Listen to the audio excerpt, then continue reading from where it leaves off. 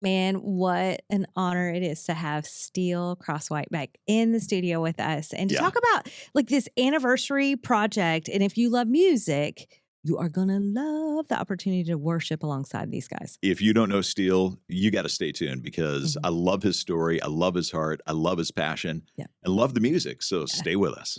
I love a great story. And if rock and roll is a part of it, even better. That's Steele double Crosswhite. love. I know, Amen. exactly. Thank you for coming in. It's been a little while Yes, it has. since. Yeah, thanks for having me. Yeah. What has been going on Oh in my your life the goodness. last little bit? We're going to unpack your story in a second. Okay, But what's sure. new? What's new besides music? Well, I'm always busy with kids, so Yeah. that's good. I got 3 awesome kids, a beautiful wife. We celebrated 20 years of being married. Congrats. Yeah, so that's awesome. I married my best friend, and she still Still is your with best me. friend? Yes, she's still my Still best friend, Excellent. and I That's so definitely I good. married up, so I got the better end of the deal. How many years? Uh, Oh, you said 20. 20 years. 20 20 years. years. Yeah, Okay. yeah. So I meant to say, when's the anniversary? nope, it was in June, and Okay. yeah, we just love each other, and we Aw. stay busy being parents and being in ministry, of course. Yep. So that's a big part of it, of our lives, and raising 3 awesome kids, and doing a lot of music. And so that's what we're here today talking about is 20 years also Yes. captured by grace. And so yeah, we're really excited about that project. It kind of lined up with I remember being first married and listening to the mixes of that original album and thinking through all those songs that were in Captured by Grace. And it was fun to be on our anniversary and kind of revisiting the 20-year deluxe edition of Captured by Grace. So Wow. yeah, pretty Wow. cool. Yeah. When you hear and you think about the music you do now, and do you ever think back to like the story before you started doing Christian music, or is it just like Oh no, two separate lives? it's the same life. Is it? I think Okay. about it all the time. Yeah, I Okay. think about the music that I want to play, Yeah. and about what what I gravitate towards, just in terms of production value and performance and authenticity. And so I found so much of that in secular music, and Mhm. Led Zeppelin and the Who and the Beatles and Elvis and so what to answer your question, all of that passion that I found in those secular bands, even sonically and musically, I still gravitate towards those songs or those bands, and I want that to be translated in some ways to the Christian music industry in rock and roll, but yet with the passion being about Jesus. And Mhm. so my old life being my love for music and my pull towards what I find interesting, I want to be able to, by God's grace, bring that to our church and to the world in whatever capacity God would give us through the music that we make. Yeah. I love the album title, Captured by Grace, because that just, to me, when I hear that, I think of your story Yeah. and your life before Christ and your life since. Yeah. And for those who maybe are unfamiliar with your story, just let's hit this thumbnail sketch real quick, little You got it. version. Yeah. Rock and roll success, you're Yep. touring with big names, you're doing the rock and roll lifestyle Yeah. and all of that. So how did God capture you? Yeah, well, that's a great question. Yeah, I came off a tour. We had been out for about 6 months, and had a bunch of bad habits. My sister took one look at me, and she said, "You should come to church." I said, "I don't think I'll go to church." She said, "No, you can smoke out front. It meets at night, and when we're done, we can go get beers and nachos." And I thought, a church I can go to meets at night. I can smoke out front. I can drink beers afterwards and eat nachos. I'll go.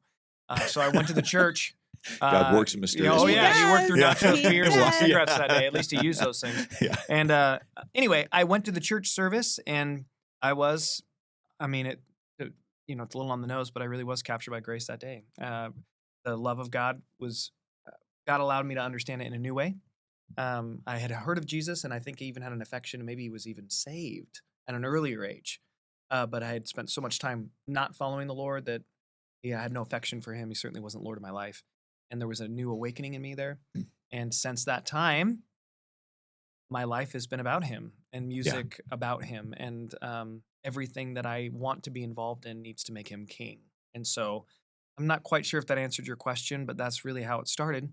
Was God gripped me, changed me, reminded me of his grace and his love. And since that time, feel like I've been put on a pathway to play music for him and start bands out of our local church that also have a passion for Jesus and music inside the local church.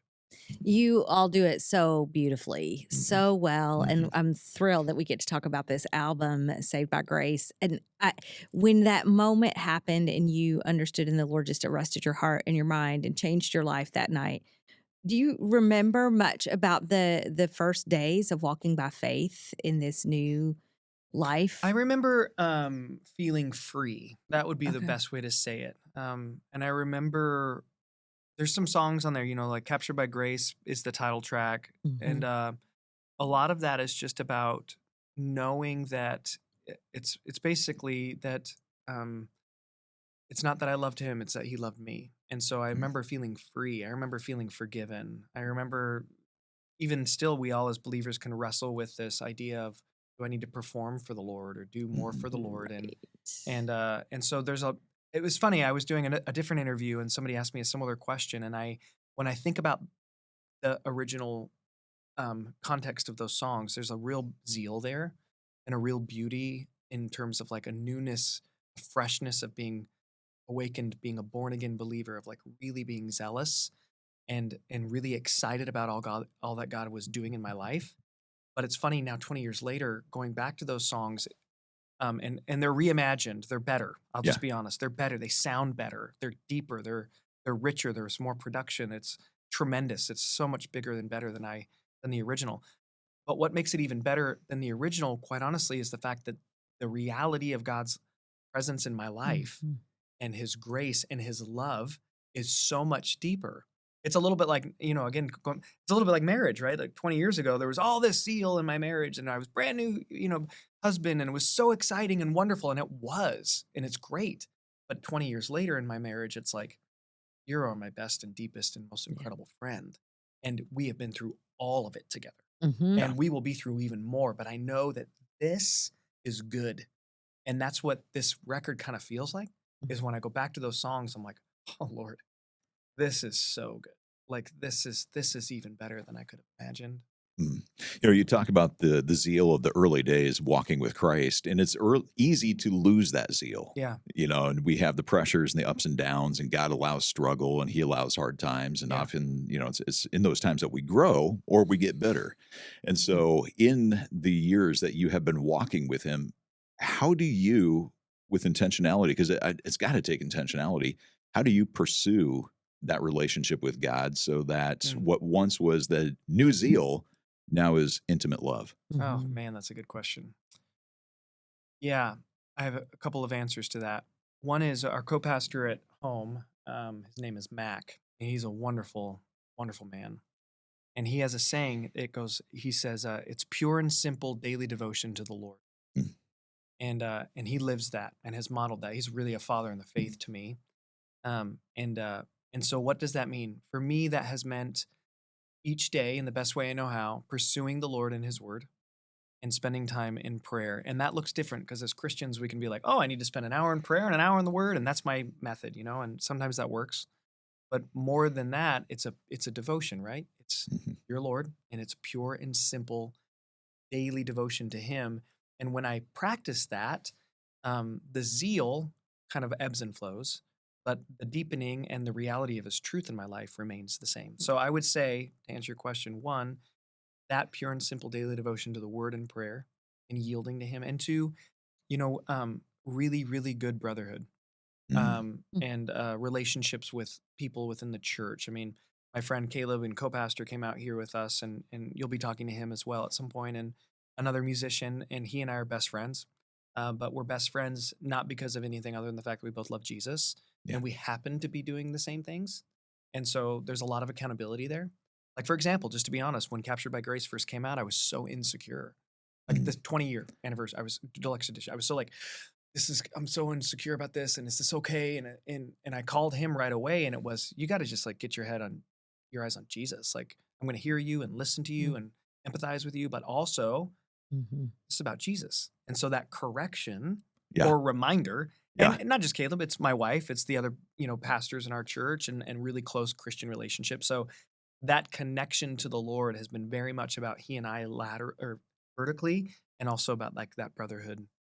early. Yeah. Yeah. It comes back to that every time. Love Does for God, me. love people, Oh, love yeah. God. I mean, Mhm. his instruction turns Yep. out he meant it. Yep. It's amazing. Yeah. His Yeah. consistency is It works when crazy. we follow him. It Yeah. does. Yeah. And Yeah. that whole obedience Yeah. factor Yeah. was it an act of worship to bring this project back? Was it an act of obedience? Worship for sure. Well, Okay. both probably. Yeah. Okay, so yeah, Yeah. again, full transparency on your guys' podcast is that I love playing music. I love it. It's like breathing for me. It really Yeah. is. Mhm. Like when I play music, it's like I feel very comfortable. I feel like I know how to do that, and I feel like God sees me in it, and I feel very comfortable with Him in Mhm. that. But I feel insecure about the other parts of it, which are like, are people going to like it, and do people understand it, and will they have as many streams as you need, and will it go anywhere, and will it lift? And so Caleb had the idea about doing this 20-year anniversary, and for me, the initial reaction was like, nobody's going to hear it, nobody wants to listen to it, nobody wants to do it, they're not going to pick it. And so there was an obedient factor there Mhm. Sure. of like, not to him, but to this idea of like, why wouldn't I celebrate what God has done for the past 20 years? Get your Mhm. eyes on Him. So there Yeah. was an obedience there. Mhm. But there was also tremendous passion because in the album itself, oh my gosh, I just spent so much time, we did, thinking through parts and productions and like getting the right guitar tones and really thinking about it as something that is like an altar this time in history. It's like 20 years ago that was this, and 20 years later, here it is, and I want it to be right. Mhm. And so for music, to be passionate about music is not hard for me. Yeah. And so that was a lot of fun. And I'm very proud of it. Very, very proud of it. I listen to it and I just go, oh my gosh, this is, I mean, in a humble way, I'll be like, this is just really good. It just sounds really good. So both passion and obedience.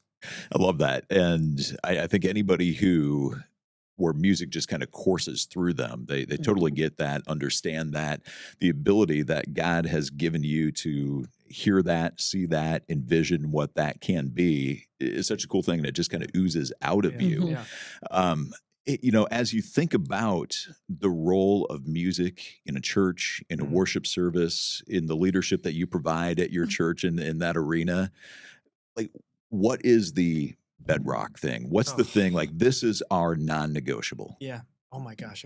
These are great questions. Okay. We have to love God, bless the saints, and win the lost.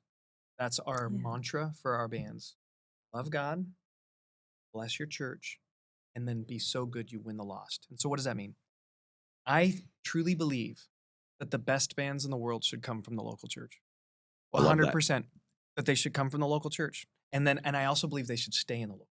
Now, what I'm not saying that there shouldn't be Christian artists that are out there in the world. That's not what I'm saying. But I believe that there is a beauty that is missing when tremendous musicians say, I am going to give my style of music with my kind of passion devoted to God, and I'm going to do it in my local context, and I'm going to do it so well that the lost will want to come and see it. Mm. I think it's being missed. And so for me, there's a constant reminder for myself and for our ministry to be like, guys, the first thing that's important to lead worship is that you love God and that you realize that your music is for Him and then for the saints, for your church, for this church. Yeah. And then be so awesome that people come in and go, this is a church? Like, what is happening here? How is this a church? And so that would be our bedrock, I think, is like this idea that the best bands in the world should come out of the local church with that love God, bless the saints, win the lost mantra, so that the church would see that also as what a gift to them, right? Mhm. Yeah. You know, 1 John 3:16, it says that God proved His love for us, that He laid His life down for us, and we should show our love to Him by laying our lives down for fellow believers. And I think that for musicians, the world wants that art for their Mhm. own glory. And the most loving thing I know how to do is lay down that possibility so that the church can enjoy the Lord through whatever music I bring or we Mhm. bring. And when we do that with our eyes on Him, then it's a beautiful unifying act of worship. Mm-hmm. However, it ain't always pretty, and we often let music split the church. Yeah. And you're a pastor there in Salt Lake City. Yep. You've done music for a lot of years. Mm-hmm. Are we still debating music Oh yeah. in the church? Oh yeah. Oh yeah. That just split. I get it because we all have like different Yeah. flavors we like. Yeah. Mhm. Um, but what do we do with that posture? Because that is not a heart posture that serves the Lord and then serves others. Yeah. It's just divisive. Yeah. What's been your experience on how you help people go, okay, it may Wow. not be my favorite Yes. riff? Oh my God. This is so great. So my experience in that, yes, I think there are worship wars that happen way too often. Mm-hmm. I think that one thing that has been helpful for us again is pastoral accountability. So alone, I would have a certain way of doing things all of the time. But I have trustworthy brothers in my life that would also have no problem because they love Jesus more to say, hey, this might be distracting. And so there's a pastoral care there, I think, that even Nice. I, as a pastor, Yeah. need that I think is really important because the greatest goal is the worship of the Lord. Mhm. So there's that, right? So as a musician, I feel like it's right for me to be like, this is where we're going. This is what we're doing. This is what I'm feeling called to do. However, what are your thoughts, brothers? Because you love the church and I love the church and you love Jesus and we love Jesus. That's been very helpful. Two, I think, again, as a protection for the musicians, because I get a lot of that. I get a lot of people saying, particularly this, you ready? They're just performing. They're showing off. This isn't about Jesus. It's about them. Because the musicians that we have in our church are actually musicians. Sure. Yeah. And they believe things and they feel things and it's passionate for them. And so a person that comes in could say, they're distracting us from the Mhm. they're really just performing. And again, I'm not trying to throw shade at that, but the reality is I can look at our musicians and say, like, they have integrity because they love God, Yeah. they Mhm. bless the saints, and they win the lost. And so to Mhm. me, it's this, I will come alongside of my brother or sister that might be accused of being a performer and say, but he's also in a Bible study. He's also serving in the child's care ministry.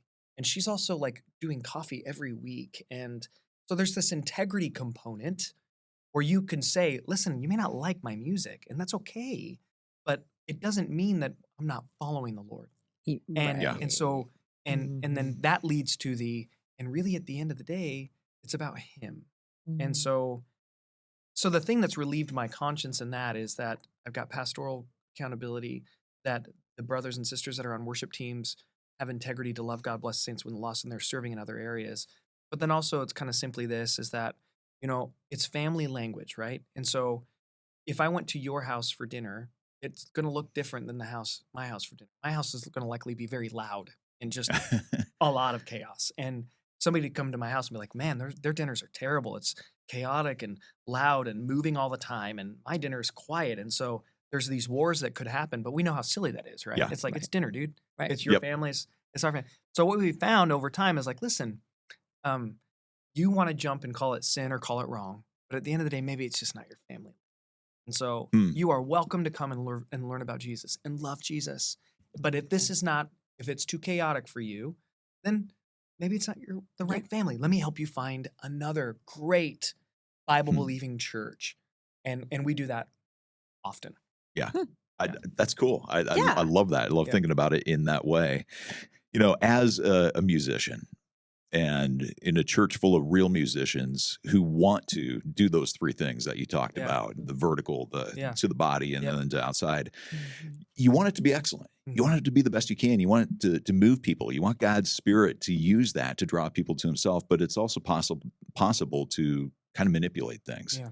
And I'm sure you've heard the debates, if we do songs in these chord structures and with this way and we build it in this and, it's going to move move. people. It's going to Mhm. evoke an Yeah. emotion. And Yeah. sometimes you see people almost, in the congregation chasing an emotion or chasing an experience with God. Yeah. And I'll never forget talking to Matt Redman one time where people were telling him, when this part happens in this song, I feel God. And he's like, no, you heard the bass line kick in. That's what Yeah. it was. It wasn't the Spirit of God. It Right. was Yeah. like the Yeah. the Yeah. kick drum and the bass. Yeah. And so how do you, create the best environment that you can to worship God Mm. and do the best music that you can possibly do Mhm. without, you could do tricks Yeah. in a sense. I think it You has could to be. manipulate. I appreciate the question. It's such a good one, and it is a problem. It can be a problem. To me, it has to be tethered to clear biblical instruction. Yeah. and commitment to the local church, because my job week in and week out is not to go to another place and put on a concert. Mm. It's to sit in my local church and have people come and learn about Jesus.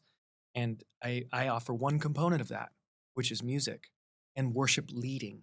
But really, God works through that, but it is not untethered from 45 minutes of clear biblical instruction. And so to me, God can work through emotion. He can work through that sentiment.